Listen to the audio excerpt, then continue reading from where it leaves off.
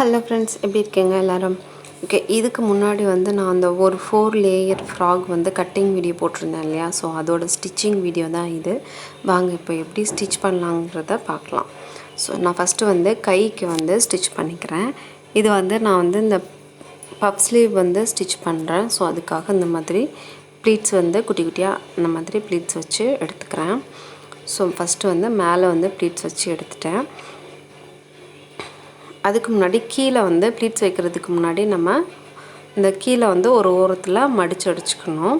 So நம்மளுக்கு வந்து pleats வந்து வேண்டாம், தெரிய வேண்டாம் அப்படின்னா மேலே எந்த டைரெக்ஷனில் ப்ளீட்ஸ் வச்சிங்களோ ஸோ அதே டைரெக்ஷனில் கீழேயும் வந்து வைங்க. இல்லை எனக்கு வந்து பஃப் ஸ்லீவ் வந்து நல்லா பஃப் வந்து தெரியணும் அப்படின்னிங்கன்னா மேலே எந்த டைரெக்ஷனில் வச்சிங்களோ அதுக்கு ஆப்போசிட் டைரெக்ஷனில் வந்து இன்னொரு சைடு வந்து ப்ளீட்ஸ் வச்சு எடுத்துக்கோங்க. ஸோ நான் வந்து இந்த மாதிரி ப்ளீட்ஸ் வச்சு எடுத்துக்கிட்டேன்.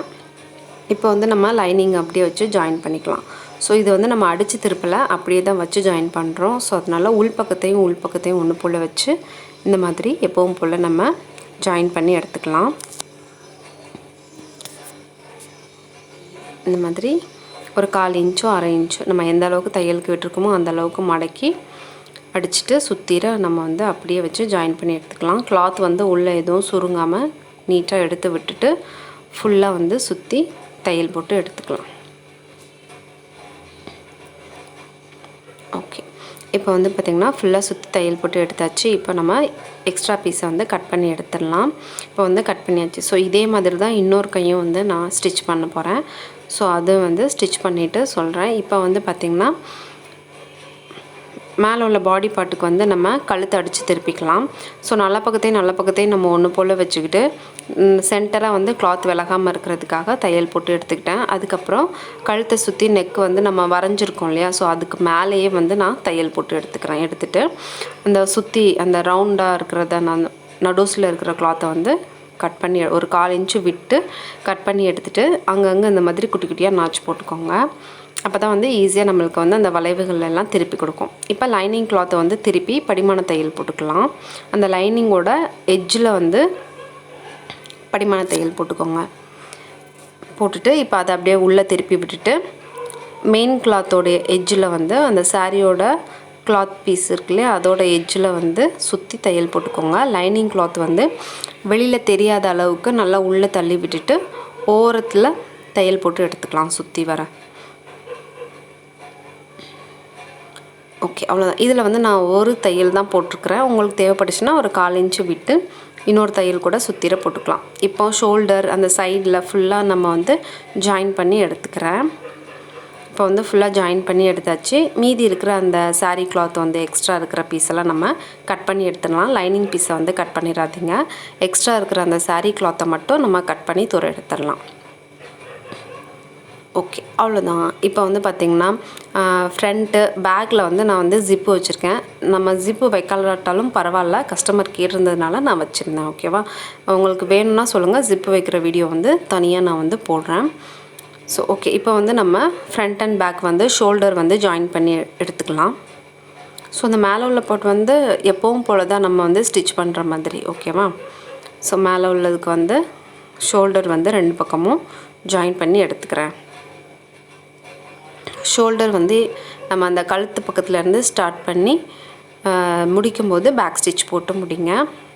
இந்த சைடு வந்து அப் அண்ட் டவுன்ஸ் இருந்தால் கூட நம்ம கட் பண்ணி எடுத்துடலாம். இப்போ வந்து கை ஜாயின் பண்ணிக்கிறேன். இந்த மாதிரி சென்டர்லேருந்து ஸ்டார்ட் பண்ணுங்கள். கை ஜாயின் பண்ணும்போது ஏற்கனவே நான் வந்து கை வைக்கிற வீடியோவில் எல்லாத்துலேயுமே சொல்லியிருக்கிறேன்.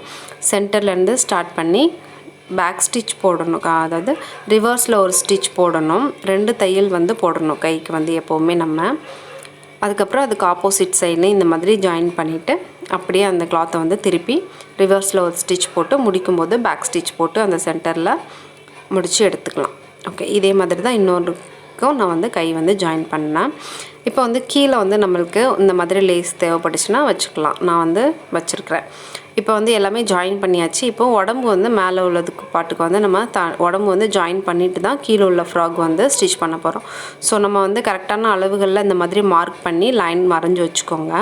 நம்ம இந்த ஆம்கோல் கை வந்து ஜாயின் பண்ணியிருக்கோம் இல்லையா, அந்த ஜாயின் பண்ண அந்த தையல் வந்து மேலே 10 இந்த மாதிரி இருக்கிற மாதிரி வச்சுட்டு நம்ம அந்த லைன் லைனுக்கு மேலேயே வந்து தையல் போட்டு எடுத்துக்கலாம்.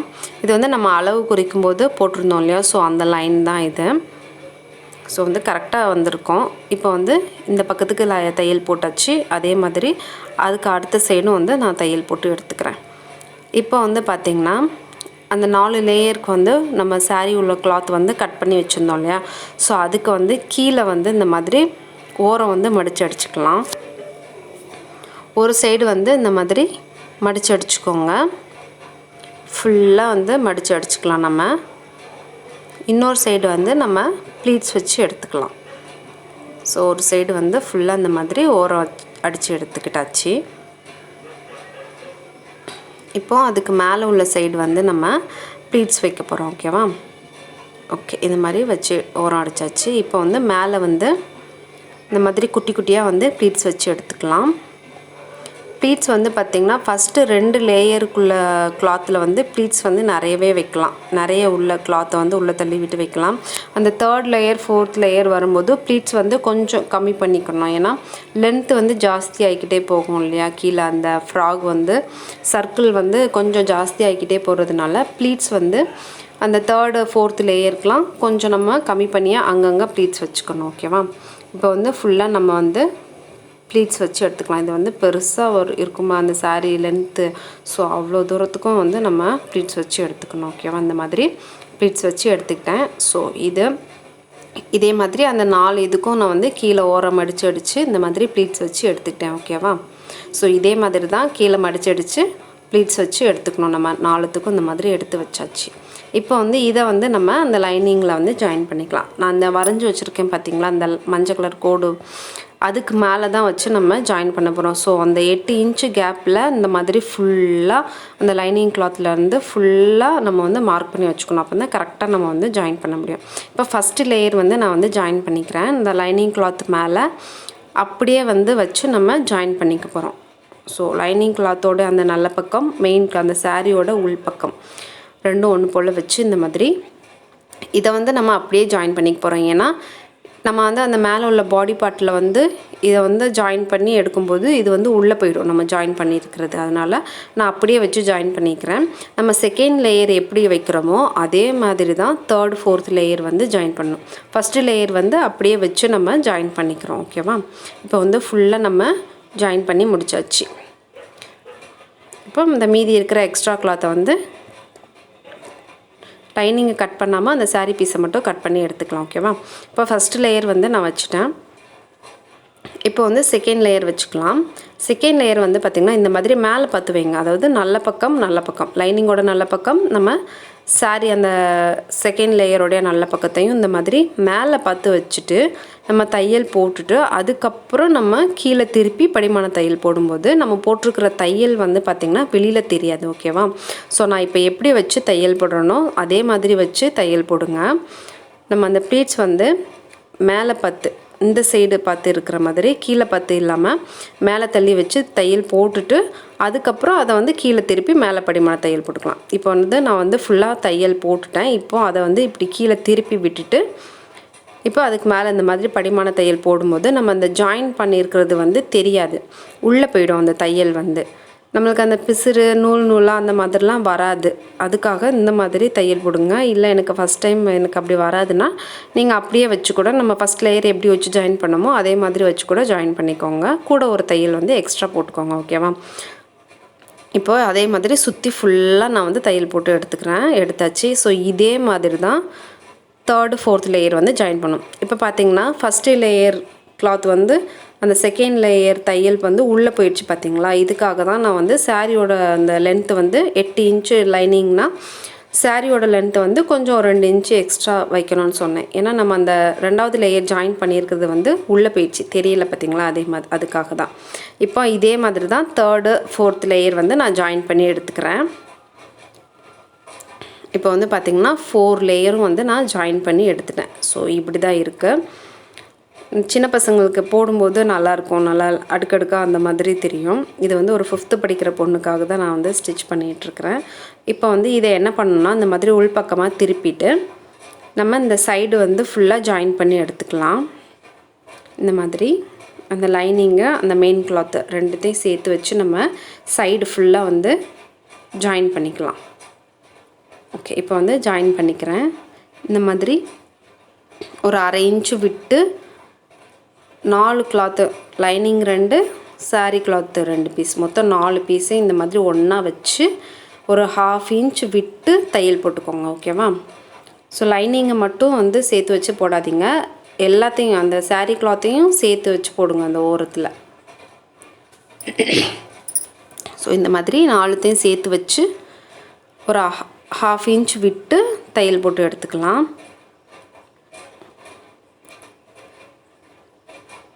இந்த மாதிரி உள்ளே தள்ளி இருந்ததுன்னா நீட்டாக அதை எடுத்து விட்டுட்டு அதுக்கப்புறமா தையல் போடுங்க. ஏன்னா தெரியாது நம்மளுக்கு, அந்த லேயராக இருக்கும்போது தெரியாது. ஸோ கரெக்டாக பார்த்து எடுத்து தையல் போட்டுக்கோங்க. ரொம்பலாம் பிடிக்க வேண்டாம், ஒரு 1/2 இன்ச்சு மட்டும் உள்ளே தள்ளி தையல் போட்டால் போதும். கீழே வரும்போது நம்ம அந்த சாரீ அந்த எண்டு வரைக்கும் நம்ம தையல் போட்டுக்கணும், லைனிங்கோடு முடிச்சிடக்கூடாது. ஸோ இந்த மாதிரி கீழே வந்து அந்த சாரீ கிளாத் வரைக்கும் ஃபுல்லாக அந்த மாதிரி தையல் போட்டுக்கலாம். போட்டு நம்ம எக்ஸ்ட்ரா கூட ஒரு பக்கத்தில் வந்து இன்னொரு தையலும் போட்டு எடுத்துக்கலாம். ஏன்னா அந்த நூல் வந்து பிரிந்து வராமல் இருக்கிறதுக்காக இன்னொரு தையலும் கூட பக்கத்தில் போட்டுக்கலாம். ஸோ இது தனியாக ஜாயின் பண்ணியாச்சு, மேலே உள்ள பாட்டு தனியாக ஜாயின் பண்ணியாச்சு. ஓகேவா? ஸோ ரெண்டுத்தையும் தனித்தனியாக ஜாயின் பண்ணிவிட்டு தான் அதுக்கப்புறம் ஒன்றா அட்டாச் பண்ண போகிறேன். ஸோ இந்த மாதிரி தையல் போட்டு எடுத்துகிட்டு மீதி அந்த வெளியில் தள்ளிட்டு இருக்கிற அந்த சாரீ கிளாத்து பிசுரெல்லாம் இந்த மாதிரி கட் பண்ணி தூர எடுத்துடலாம். ஓகே, இப்போ வந்து கட் பண்ணி எடுத்தாச்சு. இப்போ வந்து நம்ம மேலே உள்ள பாட்டு அந்த கீழே உள்ள ஃப்ராக் பாட்டு ரெண்டுத்தையும் வந்து ஜாயின் பண்ணிக்கலாம். ஸோ இந்த மாதிரி உள் பக்கமாக தான் நான் வந்து திருப்பி விட்டுருக்குறேன். அதாவது நல்ல பக்கம் வந்து உள்ளே இருக்குது, லைனிங் கிளாத் வந்து வெளியில் தெரியுது. ஸோ இந்த மாதிரி எடுத்து விட்டுட்டு நம்ம அந்த மேலே உள்ள பாட்டையும் நல்ல பக்கத்தை வந்து இந்த மாதிரி உள்ளே போட்டுடலாம். நான் இந்த எப்படி போடுறேனோ அதே மாதிரி போட்டுக்கோங்க. ஸோ இந்த மாதிரி உள்ளே தள்ளி விட்டுட்டு நம்ம வந்து சுற்றி வந்து தையல் போட்டு எடுத்துக்கலாம். ஸோ கீழே உள்ள பாட்டோடைய நல்ல பக்கம், மேலே உள்ள பாட்டோடைய நல்ல பக்கம், ஸோ 2 நல்ல பக்கமும் ஒன்று போல் இந்த மாதிரி வச்சுட்டு, ஸோ எந்த பக்கம் முன்னாடி பின்னாடி வரணுமோ அதெல்லாம் பார்த்து கரெக்டாக வச்சுட்டு நம்ம வந்து இப்போ வந்து இது ரெண்டுத்தையும் இந்த மாதிரி ஒன்றா பிடிச்சி சுற்றி வந்து ஒரு 1/2 இன்ச்சு விட்டு தையல் போட்டு வந்துடலாம். அவ்வளோதான், ஜாயின் பண்ணுறது வந்து ரொம்ப ஈஸி. ஸோ வாங்க இப்போ வந்து இது எப்படி ஸ்டிச் பண்ணலான்ட்டு பார்க்கலாம். இந்த மாதிரி வச்சு தையல் பண்ணோம். ஓகேவா? இப்போ வந்து பார்த்திங்கன்னா நம்ம மேலே ஜாயின் பண்ணியிருக்கோம் இல்லையா, ஸோ அந்த உடம்பு பாட்டு வந்து ஜாயின் பண்ணோம் இல்லையா, ஸோ அந்த தையலும் கீழே வந்து நம்ம கீழே உள்ள பாட்டு வந்து ஜாயின் பண்ணோம் இல்லையா, ஸோ அந்த 2 தையலும் இந்த மாதிரி ஒன்று போல் ஏதோ ஒரு பக்கம் ஒன்று போல் வர்ற மாதிரி வச்சுட்டு ஒரு 1/2 இன்ச்சு விட்டு நம்ம வந்து சுற்றி வந்து தையல் போட்டு எடுத்துக்கலாம். இது வந்து நல்ல பக்கத்தையும் ஒன்று போல் வச்சு தையல் போடணும், அவ்வளோதான். வேறு எதுவுமே கிடையாது, ரொம்ப குழப்பிக்க வேண்டாம். ஸோ இந்த மாதிரி அந்த ப்ளீட்ஸ் எல்லாம் நல்லா உள்ளே தள்ளி விட்டுருங்க. ஏன்னா சுருங்கிட்டு நம்ம தையல் போடும்போது மேலே சுருங்கிட்டு இருந்ததுன்னா நம்மளுக்கு அந்த ப்ளீட்ஸ் வந்து ஒரு 1-2 ப்ளீட்ஸு சுருங்கிட்டு இருந்ததுன்னா அசிங்கமாக தெரியும். ஸோ கீழே நல்லா நீட்டாக எடுத்து விட்டுட்டு ஃபுல்லாக வந்து நம்ம சுற்றி தையல் போட்டு எடுத்துக்கலாம்.